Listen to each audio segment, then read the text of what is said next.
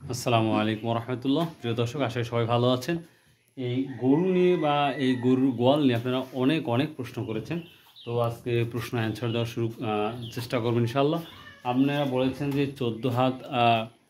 14 হাত ঘরে, অর্থাৎ যে ঘরটা তৈরি করেছি 1,20,000 টাকা দিয়ে, যেটা প্রথম ভিডিওতে আপনারা দেখেছেন। তো যাই হোক, অলরেডি 2টা গরু কেনা হয়েছে। এটা চলে 80,000 টাকা, প্রায় 1 মান্থ হয়ে গেল, 1 মাস।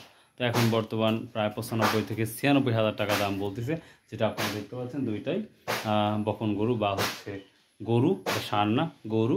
তো জাস্ট 95 থেকে 96,000 টাকা বলতেছে। তো আশা করা 1,00,000 টাকা হলেই ছেড়ে দেওয়ার সম্ভাবনা আছে। তো প্রিয় দর্শক, আপনারা আরও জিজ্ঞাসা করেছেন যে খায়রুল ভাই কয়টা গরু রাখা যায়। তো এখানে যদি আমি ভাগ করে দেখাই, আপনার 14 হাতে রুমে ভালোভাবে আমরা দেখতে পাচ্ছি 2, 4, 6টা গরু, অনায়াসে 6টা গরু রাখার মতন একটা প্রসেস আমরা দেখতে পাচ্ছি। 2টা গরু অনায়াসে কতটুকু জায়গার মধ্যে আছে। বড় গরুও যদি রাখা যায় তাও সর্বনিম্ন 5টা রাখা যাবে যে কোনোভাবেই।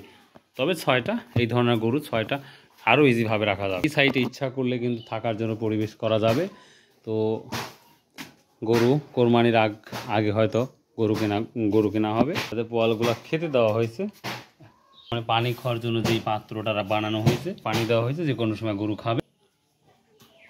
তো যেই পরিবেশটা নিঃসন্দেহে ভালো পরিবেশ। যদি আমি বাহিরে যদি আপনাদের দেখাই তাহলে বোঝা যাচ্ছে একেবারেই নিচে পানি আসছে প্রচুর, একবারে পরিষ্কার পরিচ্ছন্ন। তো প্রিয় দর্শক, আপনারা আরও জিজ্ঞাসা করেছেন ভাই কয় ফুট টিনের চাল 9 ফুট টিনের নতুন টিন।